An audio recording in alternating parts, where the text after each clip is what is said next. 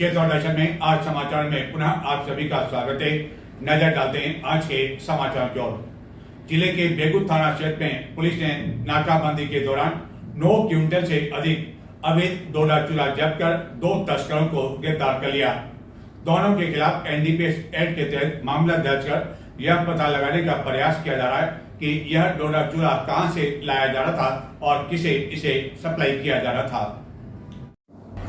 चित्तौड़गढ़ जिले की बेगूसराय थाना पुलिस ने अवैध डोडा चूरा तस्करी के खिलाफ कार्रवाई करते हुए नेशनल हाईवे पर नाकाबंदी के दौरान एक पिकअप से 9 क्विंटल 9 किलो 590 ग्राम अवैध डोडा चूरा जब्त कर बीकानेर जिले के 2 तस्करों को गिरफ्तार कर लिया।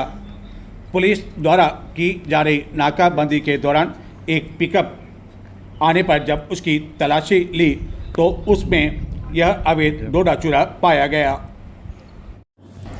इस पर पुलिस ने अवैध डोडा चूरा एवं पिकअप को जब्त कर अभियुक्त किशन लाल सेन, जो कि बीकानेर जिले का निवासी बताया जाता है, उसके साथ एक अन्य अभियुक्त भंवर राम नायक को भी गिरफ्तार कर लिया।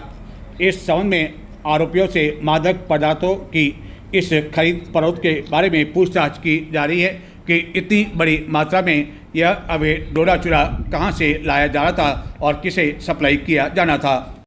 चित्तौड़गढ़ जिले के निम्बाड़ा कस्बे में पुलिस ने एक कुएं से एक लाश बरामद की थी। यह लाश एक इंजीनियर की निकली और जब मामले की जांच पड़ताल की गई तो ज्ञात हुआ कि मृतक की पत्नी ने ही अपने प्रेमी के साथ मिलकर इस घटना को अंजाम दिया, जिसके बाद पुलिस ने प्रेमी को गिरफ्तार कर लिया और अब मृतक के पति को भी गिरफ्तार कर लिया है। कहते हैं कि इश्क अंधा होता है और इसी अंधे इश्क के कारण चित्तौड़गढ़ जिले के निम्बाड़ा क्षेत्र में अवैध संबंध के चलते एक महिला ने अपने इंजीनियर पति को प्रेमी की सहायता से मिलकर मौत के घाट उतार दिया। भीलवाड़ा जिले के दांतड़ा बांध थाना अंतर्गत आसीन निवासी, जो कि एक इंजीनियर है, उसकी कुएं से लाश बरामद की गई थी।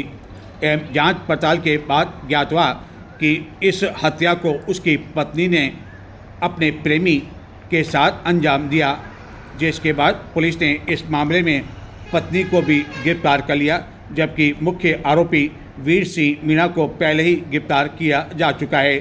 पत्नी का नाम सोनिया बलाई बताया जाता है। जानकारी के अनुसार सोनिया एवं उसके प्रेमी के बीच गत कई समय से अवैध संबंध चल रहे थे एवं दोनों को जब यह पता लगा कि पति को यह भनक लग चुकी है तो दोनों ने मिलकर उसे मौत के घाट उतार दिया। साइबर ठगों से किस तरह बचा जाए, इसको लेकर गत कई महीने से आपके मोबाइल पर एक मैसेज आता होगा और आप भी शायद यह मैसेज सुनकर थक गए होंगे कि कितनी बार यह मैसेज सुनाया जाएगा। और लोग तो यह भी कहते हैं कि यह मैसेज इतनी बार सुनाया जा चुका है कि सभी सावधान हो गए हैं, लेकिन ऐसा नहीं है। साइबर ठगी का हाल अभी भी इतना अधिक है कि साइबर ठग नए नए तरीके निकालने लगे हैं और वह इस साइबर ठगी से कमाया जाने वाला पैसा विभिन्न बैंकों में डालने के लिए खाते तक खरीदने लगे हैं। लोगों को कुछ कमीशन का लालच दिया जाने लगा है। साइबर ठगी में उपयोग में लेने हेतु बैंक खाता खरीदने एवं बेचने वाले गिरोह के 2 सदस्यों को साइबर थाना पुलिस ने गिरफ्तार करने में सफलता हासिल की है, जिसके अन्य साथियों के बारे में तलाश की जा रही है। सरकारी योजनाओं का पैसा खाते में डलवाने के नाम से फर्जी अकाउंट बनवा साइबर ठगी यह अभियुक्त किया करते थे, जिन्हें पुलिस रिमांड पर लिया जाकर पूछताछ की जा रही है। इस पूरे मामले के बारे में जानकारी मिली कि साइबर थाना में एक व्यक्ति ने इस आशय की रिपोर्ट दी कि उसकी जान पहचान के आजोलिया का खेड़ा निवासी रवि जाट पुत्र बालू जाट को पैसों की आवश्यकता जताई। इस पर रवि जाट ने एक स्कीम के बारे में कहा जिसमें सरकारी योजनाओं के पैसे खाते में जमा होते हैं। रवि जाट ने उसे बताया कि उसके एक सर हैं जो वर्तमान में चल रही सरकारी योजनाओं के पैसे दिलाते हैं, उनको उनका कमीशन दे देंगे एवं बाकी पैसे तुम्हारे पास रहेंगे। इस पर वह उसकी बातों में आ गया और झांसे में आ गया। और उसका नया बैंक अकाउंट खाते के लिए खुलवा दिया। इसके साथ ही chequebook, ATM card, SIM card, passbook यह सभी उस व्यक्ति से ले लिए गए। रवि जाट द्वारा बाद में इस खाते में विभिन्न योजनाओं का पैसा जमा किया जाने लगा, लेकिन जब कमीशन नहीं मिला तो आखिरकार साइबर पुलिस थाना तक यह धोखाधड़ी का मामला पहुंचा।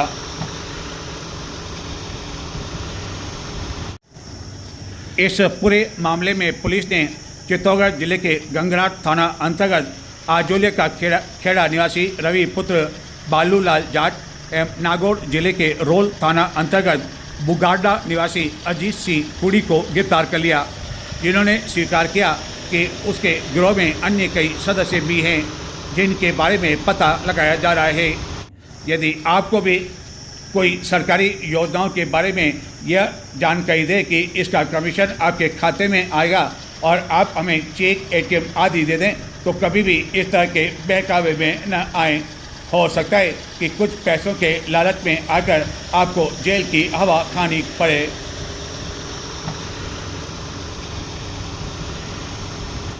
ऑपरेशन सिंदूर की सफलता के बाद राजस्थान में तिरंगा यात्रा का आयोजन इन दिनों किया जा रहा है। उदयपुर संभाग में भी यह यात्रा जोर शोर से निकाली गई। आगामी 21 मई को भी चित्तौड़गढ़ में यह यात्रा निकाली जाएगी। इस यात्रा को लेकर तैयारी बैठक का आयोजन चित्तौड़गढ़ में सांसद जन सुनवाई केंद्र में शनिवार को आयोजित किया गया, लेकिन इस सांसद जन सुनवाई केंद्र के साथ ही विधायक दीप्ति माहेश्वरी को एक और बैठक सर्किट हाउस में लेनी पड़ी, क्योंकि चित्तौड़गढ़ में जारी भाजपा नेताओं की गुटबाजी के कारण ऐसा हुआ, जिसके बाद सवाल ये उठाया जाने लगा है कि क्या 21 मई को तिरंगा यात्रा भी दो निकाली जाएगी। ऑपरेशन सिंदूर की सफलता के उपलक्ष्य में राजस्थान में इन दिनों तिरंगा यात्रा निकाली जा रही है, जिसके तहत उदयपुर में संभाग स्तर की यात्रा निकाली गई, जिसमें चित्तौड़गढ़ के सांसद सीपी जोशी, निम्बाड़ा के विधायक श्रीचंद कृपलानी आदि शामिल हुए। इसी तरह चित्तौड़गढ़ में आगामी 21 मई को निकाली जाने वाली यात्रा को लेकर तैयारी बैठक का आयोजन सांसद जन सुनवाई केंद्र में किया गया। राजसमंद विधायक दीप्ति किरण माहेश्वरी के मुख्य अतिथि में इस बैठक का आयोजन किया गया, जिसमें जिलाध्यक्ष समेत अन्य कई जनप्रतिनिधि मौजूद थे। लेकिन विधायक दीप्ति माहेश्वरी को जब यह पता चला कि बैठक में चित्तौड़गढ़ के विधायक चंद्रभान सिंह आकिया एवं उनके कई समर्थक मौजूद नहीं हैं, तो बाद में वह सर्किट हाउस पहुंची, जहां की आकिया समर्थकों के साथ इस तैयारी बैठक के बारे में चर्चा की गई और यात्रा को सफल बनाने पर बल दिया गया। लेकिन जिस तरह भाजपा में गुटबाजी अब जग जाहिर होने लगी है और एक बार फिर से इस तिरंगा यात्रा को लेकर यह गुटबाजी दिखाई दी, उसको लेकर यह सवाल उठाया जाने लगा है कि क्या 21 मई को चित्तौड़गढ़ में तिरंगा यात्रा भी दो निकाली जाएगी। उस पर्व को मनाने के लिए हम सबको एकत्रित होना है, तो 4 बजे 21 तारीख को सुभाष चौक पे जरूर पधारें और इस यात्रा को सक्सेसफुल करें। चित्तौड़गढ़ में यह तिरंगा यात्रा 21 मई को अपराह्न 4 बजे पाटन पॉल से प्रारंभ होकर सुभाष चौक पहुंचेगी। यह बात अलग है कि तैयारी की बैठक को लेकर चित्तौड़गढ़ आई राजसमंद विधायक को भी यह जानकारी नहीं थी कि आखिरकार इस यात्रा का शुभारंभ कहां से होगा। जहां समापन उस स्थान के बारे में उन्होंने पत्रकारों से बातचीत करके जानकारी दी कि सुभाष चौक पर पहुंचना है। तो क्या यात्रा की समाप्ति के बाद पहुंचना है? यहाँ पर चित्तौड़ जिला में 21 तारीख को होने जा रही है। मैं सभी चित्तौड़ वासियों से भी आग्रह करूंगी कि आप इसमें पूरे जोश से जुड़ें। ऑपरेशन सिंदूर जितना सक्सेसफुल रहा है उस पर्व को मनाने के लिए हम सबको एकत्रित होना है, तो 4 बजे 21 तारीख को सुभाष चौक पे जरूर पधारें और इस यात्रा को सक्सेसफुल करें। स्वच्छ सागर प्रोजेक्ट के तहत चित्तौड़गढ़ में बेरज नदी एवं बेरज नदी के घाट पर कई बच्चों ने सफाई की। चित्तौड़गढ़ के विधायक चंद्रभान सिंह आकिया को इसकी जानकारी मिलने पर वह भी मौके पर पहुंचे एवं इस सफाई व्यवस्था के बारे में इन बच्चों आदि से जानकारी ली। स्वच्छ सागर प्रोजेक्ट R.K. धवन की दिशा निर्देशक इंडियन नेवी के साथ में शुरू किया गया। इस प्रोजेक्ट के तहत चित्तौड़गढ़ में स्थित बेड़त नदी और बेड़त नदी के घाट पर साफ सफाई का काम शनिवार को किया गया। विधायक चंद्रभान सिंह आर्या को इसकी जानकारी मिलने पर वह भी मौके पर पहुंचे एवं इस बच्चों से इस पूरी योजना के बारे में जानकारी दी। एंड हमने मोहन भागवत सर, ओम बिरला सर, इन सबको भी होस्ट करना है। और उसके अलावा अभी हमने रिसेंटली चित्तौड़गढ़ में 2018 में लास्ट कॉन्फ्रेंस करी थी, उसमें हम 4 साल बाद आए। ये तेरवा ने आती है अपना लारा बेटा अभी क्या करी तू बड़ी कर रही कैसे हां ये सब ठीक है। बेटा आप क्या कर रहे हो? वो स्कूल में है 12th स्टैंडर्ड एंड उनका कॉलेज। आ जाओ इधर आ जाओ। क्या बोले? वो कॉलेज पास आउट है और वो स्कूल में इधर बेटा इधर लाल जी के पोती। क्या बैंकों में लंच का समय होना चाहिए या नहीं, इसको लेकर बैंक के बड़े बड़े अधिकारी भी स्पष्ट रूप से जवाब नहीं देते हैं। लेकिन कुछ आला अधिकारियों का कहना है कि बैंक में कोई लंच टाइम नहीं होता है और बैंक के कर्मचारी एक साथ लंच पर नहीं जा सकते हैं। अलग अलग समय में वह जा सकते हैं ताकि ग्राहकों को किसी तरह की परेशानी का सामना न करना पड़े, लेकिन अमूमन ऐसा हो नहीं रहा है। चाहे निजी बैंक हो, सरकारी बैंक हो, वहां दिन में आधा घंटा लंच का समय भी रहता है, जिसके कारण कई ग्राहकों को बैंक लौटना पड़ता है या इंतजार करना पड़ता है। रिजर्व बैंक एवं बैंक के कई आला अधिकारियों से कई बार यह सवाल पूछा जा चुका है कि क्या बैंकों में लंच का समय निर्धारित किया हुआ है, लेकिन बैंक अधिकारी इस बारे में अब तक गोलमाल जवाब भी देते रहे हैं। हालांकि दबी जुबान से वह स्वीकार करते हैं कि बैंकों में कोई लंच समय नहीं होता है और यदि लंच पर जाना भी है तो एक साथ बैंक के कर्मचारी अधिकारी लंच पर नहीं जा सकते हैं, ताकि यहां आने वाले उपभोक्ताओं को बैरंग लौटने के लिए मजबूर नहीं होना पड़े। लेकिन ऐसा चित्तौड़गढ़ की सभी बैंकों में हो रहा है। चित्तौड़गढ़ में चाहे निजी बैंक हो या सरकारी बैंक हो, उनके लंच का अलग अलग समय निर्धारित किया हुआ है, जिसके कारण न केवल चित्तौड़गढ़ बल्कि अन्य स्थानों से आने वाले उपभोक्ताओं को बैरंग लौटने के लिए मजबूर होना पड़ता है। कई बार तो स्थिति यह देखने को मिलती है कि लंच के समय बैंक के अधिकारी एवं कर्मचारी बैंक परिसर में ही गपशप करते हुए स्पष्ट तौर पर सुनाई देते हुए दिखाई देते हैं और इस तरह की आवाज़ें स्पष्ट रूप से सुनाई देती है। आप भी सुने एक बैंक में लंच के समय आखिरकार कर्मचारियों की यह गपशप।